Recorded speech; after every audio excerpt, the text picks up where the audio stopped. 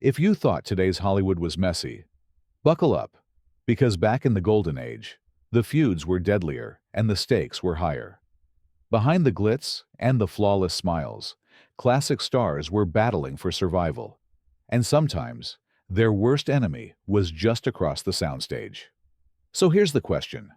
What happens when egos, ambition, and pure spite explode on set? In this video, we're digging into the legendary rivalries that didn't just end friendships, they wrecked careers. Bette Davis versus Joan Crawford. Here's the thing. If you picture catfight, you probably see Bette Davis and Joan Crawford, the twin queens of old Hollywood drama, clawing for the crown. This wasn't just a feud. It was a scorched earth campaign, the kind that makes today's Twitter beefs look like kindergarten recess. By the time they were cast together in Whatever Happened to Baby Jane? In 1962, the grudge was already old and festering. Both women were once titans, Oscar winners, box office royalty, and, let's face it, obsessed with being top dog. Crawford, the reigning queen of reinvention, took Bette's refusal to play nice as a personal insult. Bette. She saw Joan as a phony, a starlet made by MGM's publicity machine, and nothing more. When the cameras rolled, neither was acting. Every slap, every withering glance had real venom. And Offset? Even nastier. Crawford filled her dressing room with ice to keep Bette out, while Davis would openly trash Crawford's performances to the crew. The media ate it up, the studio played along, and suddenly, the movie's success was overshadowed by headlines screaming about backstage warfare. But here's the punchline. The feud became so toxic that studios, who used to fall over themselves to cast either woman, started thinking twice. Directors and producers were wary. If you hired one, would the other sabotage your movie? Would the press circus swallow your production? Roles dried up. Producers got gun-shy. By the mid-60s, both women found themselves typecast, marginalized, and ultimately exiled from the inner circle of A-listers. They got legendary status, sure, but they also got blacklisted by their own bitterness. All that's left, the legacy of two queens who turned Hollywood into a battlefield and lost their thrones in the process. Olivia de Havilland versus Joan Fontaine. It's one thing to feud with your co-star. It's another when your nemesis shares your last name. The tale of Olivia de Havilland and Joan Fontaine is the ultimate family feud, playing out not just in public, but on the biggest stages Hollywood could offer. These weren't just sisters. They were Oscar rivals, fighting for every inch of the spotlight. Olivia, the poised elder, soared in, Gone with the Wind. Joan, the sly upstart, snatched an Academy Award for Suspicion, and supposedly never let Olivia forget it. Their war was the stuff of legend. Open snubs at ceremonies, public jabs in interviews, and a string of frosty red carpet encounters that the gossip columns licked up like spilled champagne. When Olivia finally won her own Oscar, her accidental snub of Joan, literally leaving her sister hanging as she reached out to congratulate her, made headlines around the world. Studios, of course, saw the rivalry as a publicity goldmine at first. Why not cast one against the other? Audiences would pay just to see sparks fly. But soon, it was less sizzle, more sabotage. Both sisters became synonymous with difficult, a death sentence in an industry obsessed with control. Roles got smaller, offers fewer, and whispers of trouble followed them from set to set. Eventually, Joan's career took the biggest hit. The combination of being blacklisted by her own sister and losing the favor of the power brokers meant her star faded, fast. By the end, they were estranged, both from each other and from the Hollywood that once begged for their talent. If you ever doubted that sibling rivalry could bring down an empire, the de Havilland-Fontaine feud is proof that in Tinseltown, blood isn't always thicker than ambition.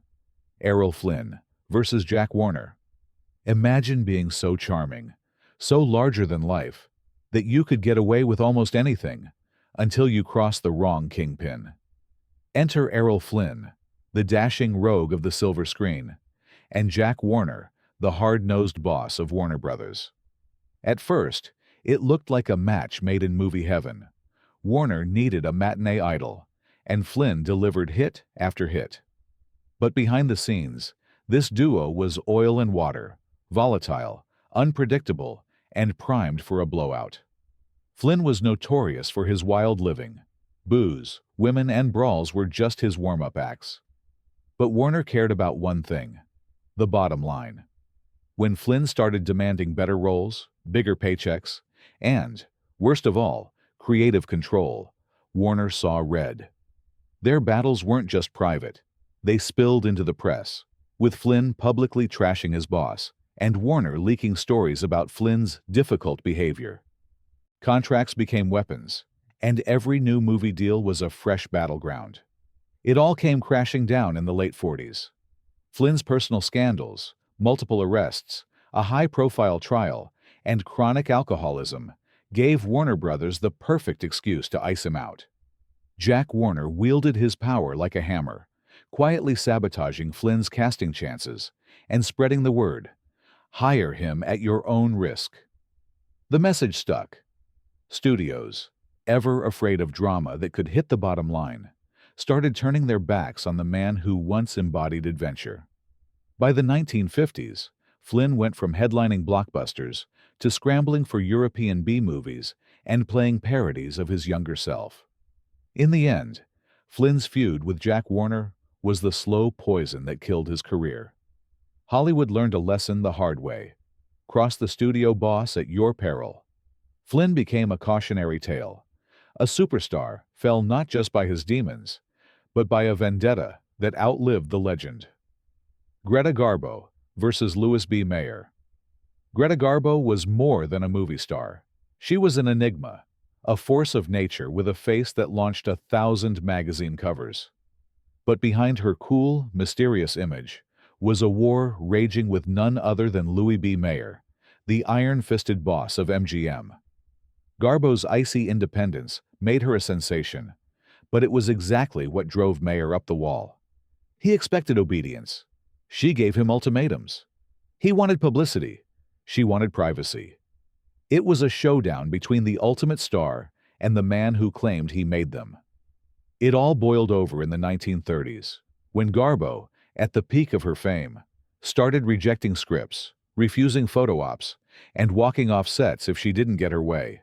Mayer, who liked to brag that he could make or break any career, tried to rein her in, slashing her pay, planting negative stories, and threatening suspension. But Garbo didn't blink. She pushed harder, negotiating for better scripts and even choosing her own co-stars.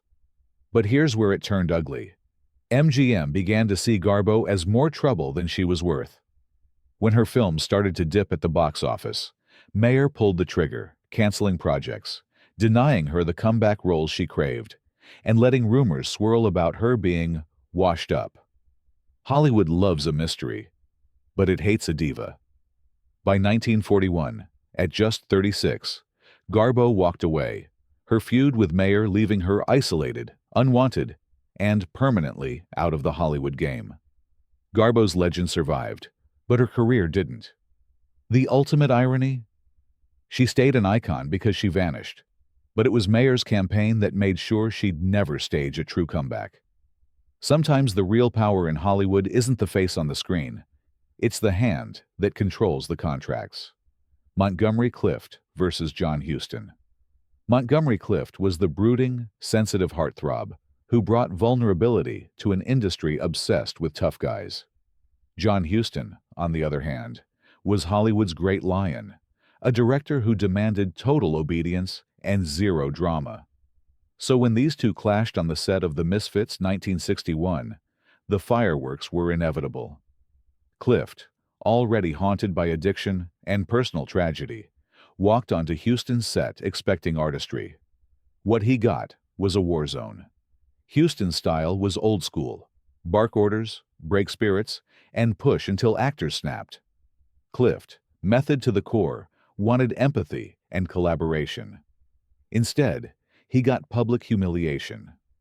Huston ridiculed his performance, belittled his choices, and even called him damaged goods in front of the crew. The set was thick with tension. Even Marilyn Monroe, herself no stranger to chaos, felt the fallout. Crew members whispered that Houston was intentionally sabotaging Clift, forcing retakes, and drawing out scenes to break his resolve. The damage didn't stay on set. Word got out that Clift was impossible, unreliable, fragile, and dangerous to hire. Offers dried up almost overnight. Directors didn't want to risk the kind of chaos Houston had described, and studios, still run by hard-nosed bosses, chose safer bets. Clift, once poised to be the next Brando, spent the last years of his life relegated to supporting roles and indie projects, his career never recovering from Houston's professional takedown. The ultimate gut punch? The Misfits should have been Clift's resurrection. Instead, it became his Hollywood obituary. In the town where reputation is everything, one director's wrath was enough to end a leading man's run, and Clift's fall remains one of the most haunting cautionary tales in the industry. Marlon Brando versus Frank Sinatra. Picture this: two kings of cool thrown into the same movie. What could possibly go wrong? As it turns out, everything. When Marlon Brando and Frank Sinatra were cast together in Guys and Dolls 1955, the studio thought it was printing money. Instead, they got a disaster class in ego, spite, and sabotage. Brando, the brooding method actor, approached every line as if he was birthing a new art form. Sinatra, the crooner with a chip on his shoulder, liked things quick and to the point. Oil, meet water. From day one, it was war. Sinatra publicly mocked Brando's weird actor's mumbo-jumbo, calling him Mumbles for his low, mumbled delivery. Brando, never one to let a slight slide, turned rehearsals into psychological warfare, deliberately botching takes, missing cues, and pushing Sinatra's buttons just to watch him boil over. Their rivalry wasn't just verbal. When it came time for a scene involving a piece of cheesecake, Brando intentionally flubbed his lines over and over, forcing Sinatra to eat dozens of slices until he was sick. A prank that went down in Hollywood history as the cheesecake incident. Word about their on-set animosity spread like wildfire, and soon, directors and producers started getting nervous. Sinatra's brand as a tough guy took a hit. His tantrums and walkouts made headlines. Brando, for all his talent, was suddenly seen as a ticking time bomb who could derail a shoot for fun. After Guys and Dolls, Sinatra's dreams of a serious acting career hit a wall. The studios never trusted him with another major dramatic lead. Brando's star would waver too, but it was Sinatra whose on-screen aspirations took the knockout punch. The real punchline? Hollywood's biggest gamble turned into a cautionary tale. When two legends let their egos run wild, it's not just the film that gets wrecked, it's careers. You don't need to see the deleted scenes to know who lost that fight. Tula Bankhead versus Bette Davis. If you want fireworks, forget the movies. Just put Tula Bankhead and Bette Davis in the same room and wait. Both were sharp-tongued, tough as nails, and totally unwilling to back down from a fight. Their feud is legendary, not just for its venom, but for the collateral damage it left all over Hollywood. Davis, Hollywood's original diva, saw Bankhead as competition for every juicy role. Bankhead, a true stage and screen wildchild, never missed a chance to throw shade at Miss Fancy Pants from Warner Brothers. Their brawls were as public as they were personal. Davis would mock Bankhead's over-the-top Southern drawl and dismiss her as too unpredictable for film. Bankhead hit back in interviews, branding Davis a studio puppet who couldn't act her way out of a paper bag without 10 takes and a martini. When producers actually tried to cast them together, rumors swirled for years about a possible pairing in a grand Southern drama. Both stars threatened to walk. Studios, desperate to avoid a meltdown, began passing on both women for plum roles. Nobody wanted to babysit two ticking time bombs. What started as high drama soon turned into career poison. Bankhead, already notorious for on-set antics and her off-screen exploits, became too much of a risk for big-budget films. She was edged out, relegated to stage, and the occasional cameo. Davis, though she kept landing work, found herself pigeonholed, her phone ringing less as producers grew tired of her reputation for infighting. In a town built on image, both women's stock plummeted. Not because they lacked talent, but because their feud sucked the oxygen out of every room. So, who won? Nobody. They set fire to each other's careers, and Hollywood never forgot. For every comeback, there was another door quietly closing, all thanks to a feud that proved even legends can burn out. Clara Bow versus studio executives. If you want to see how quickly Hollywood chews up and spits out its brightest stars, look no further than Clara Bow's war with the studio system. She wasn't just a superstar. She was the original it girl, the face that launched 1,000 fan clubs and set the silent era on fire. But behind the scenes, Bow was at constant war with the men who signed her paychecks. Her crime? Daring to demand respect and refusing to play by the studio boss's rules. Bow was famous for speaking her mind. She pushed back against exploitative contracts, fought for better pay, and openly criticized the grueling schedules forced on young actresses. The old guard at Paramount and beyond hated it. Whispers started, stories about Bow's bad behavior, wild parties, and supposed scandals. Studio execs leaked rumors to the press, painting her as unstable and ungrateful. Tabloids ran wild with tales of her unladylike conduct, all but branding her box office poison. It didn't take long for the damage to stick. Directors were warned off, scripts dried up, and the it girl, who could once write her own ticket, suddenly couldn't get cast. By the time Sound Pictures arrived, the bosses made sure Bow's Brooklyn accent became her downfall, emphasizing every awkward moment on set and using it as an excuse to push her aside. Within a few short years, Clara Bow went from Hollywood royalty to cautionary tale, a star extinguished by a system that couldn't tolerate anyone, especially a woman who fought back. In the end, Bow's feud wasn't just with one studio, it was with the entire machinery of Hollywood power.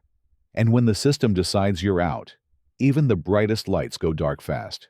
Gene Tierney versus Daryl F. Xanic. In the Golden Age, if you crossed a studio boss, you might as well pack your bags.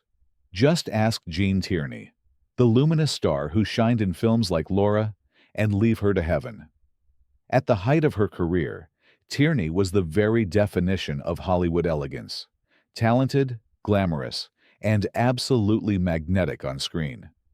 But behind those cool eyes was a woman fighting a private war with one of the most powerful and vindictive men in town. Daryl F. Xanic, the iron-willed head of 20th Century Fox. Xanic was infamous for two things: making stars and breaking them. Tierney, who'd already made Fox a fortune, refused to be one of his puppets. She pushed back on casting decisions, demanded better scripts, and, unforgivable in Xanic's world, rejected his advances. Hollywood whispers say Xanic took it personally. He began sidelining her, denying her plum roles, and leaking rumors about her instability and fragility to the gossip columnists. The stories took on a life of their own. Suddenly, producers were concerned about her mental state, and directors got the message that casting Tierney might mean career suicide. As if that wasn't enough, Xanic let it be known that Fox wouldn't stand in the way if rival studios wanted to take a risk on her. Translation: she was on her own, with no studio muscle to back her up, and a growing shadow of stigma trailing every job offer. Projects disappeared. Scripts stopped landing. The once unbreakable leading lady was forced into smaller films and supporting parts, her star fading not from lack of talent, but from a slow-motion character assassination, orchestrated by a man with a grudge. Tierney's story is a reminder that, in classic Hollywood, power didn't just decide who got famous, it decided who got erased. She never lost her brilliance, but thanks to her feud with Xanic, the doors to true stardom quietly shut, leaving only the echo of what might have been. Judy Garland, versus MGM Studios. If there was ever a Hollywood feud where the victim was the very soul of a legend, it's Judy Garland's battle with MGM Studios. Garland was the studio's golden goose, the voice behind Over the Rainbow, the face of box office magic, and a symbol of American innocence. But behind the Technicolor smile, she was at war with the studio brass who saw her as little more than a money-making machine.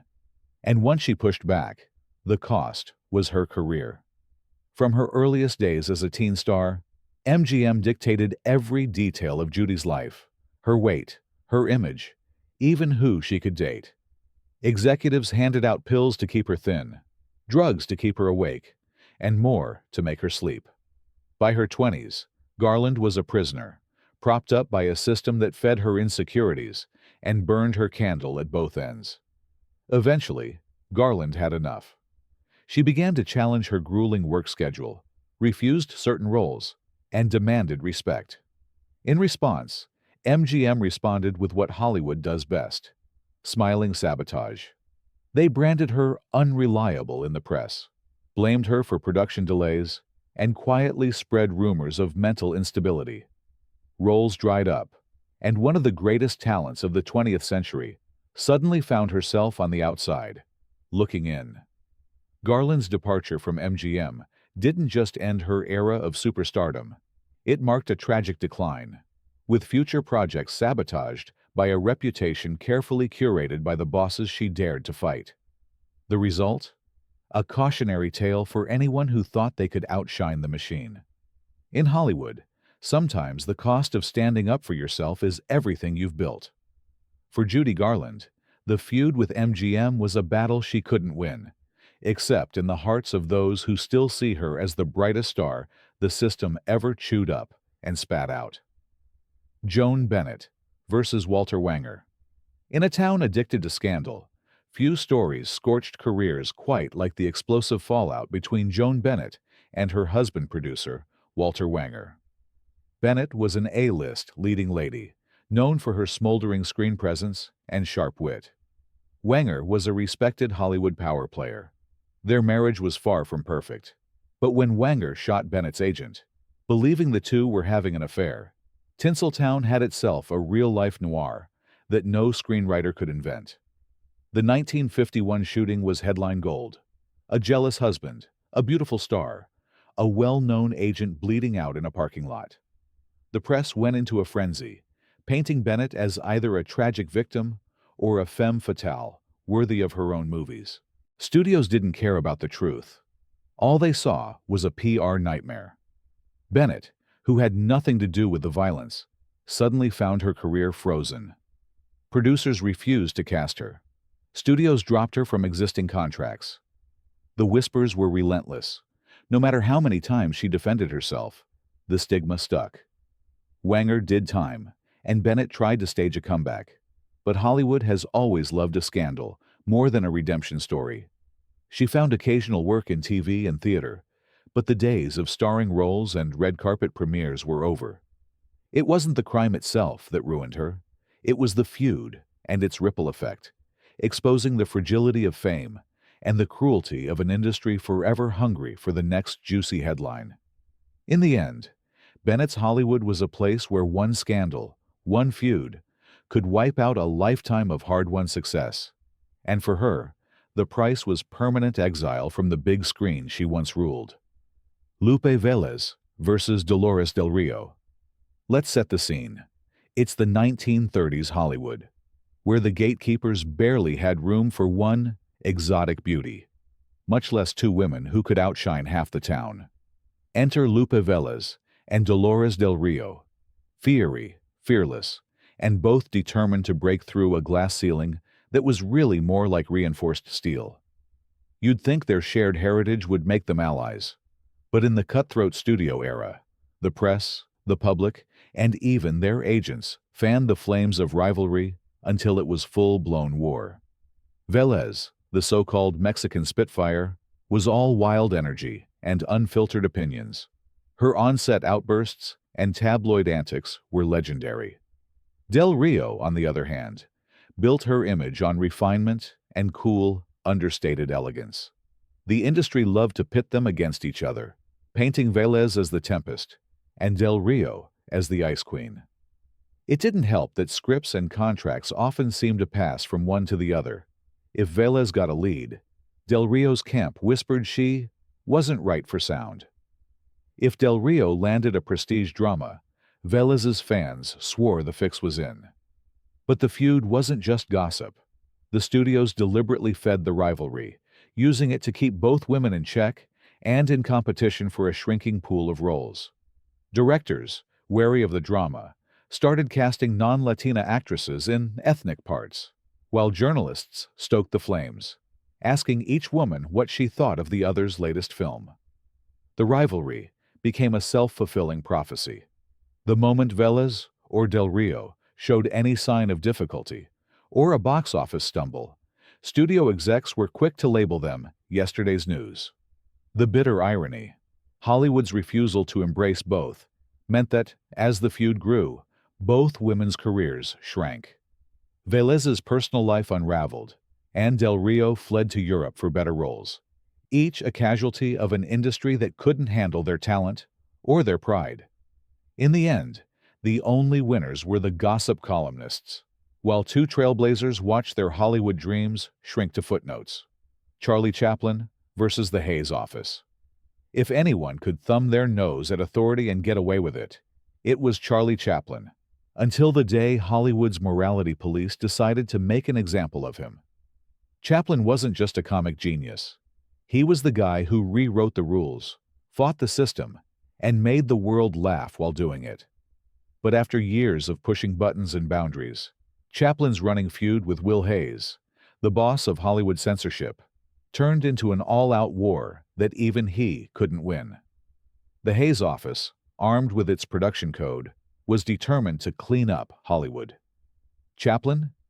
He doubled down, stuffing his films with social commentary, sly innuendo, and political jabs that made the censors sweat.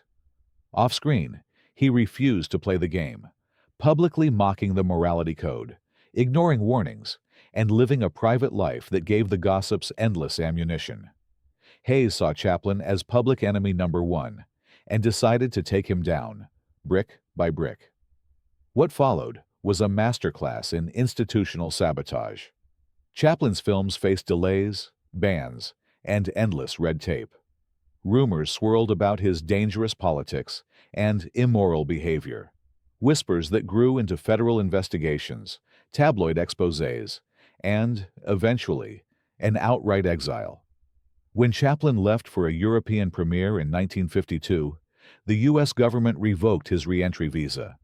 The industry that once hailed him as a genius now saw him as radioactive. The feud didn't just end a career, it ended an era. Hollywood, terrified of backlash, turned its back on its brightest rebel, while Chaplin's creative output stalled and the studios sent a message to every other icon: toe the line, or you're next. Chaplan eventually returned decades later, but by then, his war with the Hayes office had changed Hollywood forever and left him an outcast from the town he helped build. Mary Pikford versus Douglas Fairbanks. Picture this: Hollywood's first power couple, the king and queen of silent cinema, adored by millions and envied by every aspiring starlet and studio boss. Mary Pikford and Douglas Fairbanks seemed untouchable, but even fairy tales can turn ugly, and when they did, the fallout was seismic. Their marriage was more than a romance. It was a business empire with the two founding United Artists, alongside Charlie Chaplan and D.W. Griffith. But as love soured, so did their partnership, and their feud played out on a scale no Hollywood divorce lawyer could imagine. It started as small cracks: Fairbanks, restless for adventure and younger company, Pikford growing more reclusive and possessive of their empire. By the late 1920s, whispers of affairs, jealousy, and public snubs became tabloid fodder. Behind the scenes, it was even worse. Fairbanks wanted bigger, bolder films and more creative control, while Pikford clung to the traditions that made her a legend. Arguments turned into cold wars, and soon, Their boardroom battles spilled onto movie sets and into the press. The breakup of America's Sweethearts didn't just end a marriage. It split United Artists in two. Other studios used the turmoil as an excuse to freeze them out, refusing to fund or distribute their passion projects. Pikford, once beloved, struggled to adapt to the sound era and found herself isolated. Fairbanks, still hungry for action, watched his health and popularity fade. Both became symbols of a bygone age, their bitterness and stubbornness overshadowing their pioneering achievements. In a town obsessed with image, the Pikford-Fairbanks feud became a cautionary tale. Even royalty can be toppled by pride. Their split marked the end of silent Hollywood's golden couple and proved that no career, however legendary, is safe from a feud that hits too close to home. Orson Welles versus RKO Studios. If anyone ever thought pure talent could protect you from Hollywood's wrath, Orson Welles proved them wrong. Bursting onto the scene with Citizen Kane, a movie so good it still terrifies studio execs, Welles was a wunderkind with more ideas than most studios could handle. That was the problem. When Welles demanded creative freedom, final cut, and a hand in every part of production, RKO Studios went from enchanted to enraged almost overnight. After Kane, RKO put Welles on a short leash. When he fought back, insisting on his vision for films like The Magnificent Ambersons, the studio retaliated, slashing budgets, taking over editing, and even shelving completed projects. The Welles problem became infamous around town. Other studios saw the writing on the wall and stopped returning his calls. Rumors swirled about his ego, his stubbornness, and his difficult personality, all fueled by executives eager to justify their treatment of the so-called boy genius. The sabotage was surgical. Films were recut without his input. His name was quietly removed from projects. And soon, Welles was reduced to hustling for work in Europe, begging for money to make films on a shoestring, far from Hollywood's golden circle. His story became the stuff of industry legend, a cautionary tale that even the greatest director of his generation could be brought low by the slow, grinding feud with the people holding the purse strings. Welles's legacy survived, but his Hollywood career was a casualty of pride meeting power. The lesson? In the golden age, genius alone was never enough. The studios always had the final word. So next time you hear someone say, "They don't make stars like they used to," just remember, old Hollywood made legends, but it destroyed them too. Sometimes with a feud that started as a whisper and ended with a career in flames. Which rivalry shocked you the most? Or do you think we missed a juicy one? Drop your thoughts in the comments, hit subscribe, and join us for more untold tales from behind the silver screen. After all, in Tinseltown, the drama is never really over.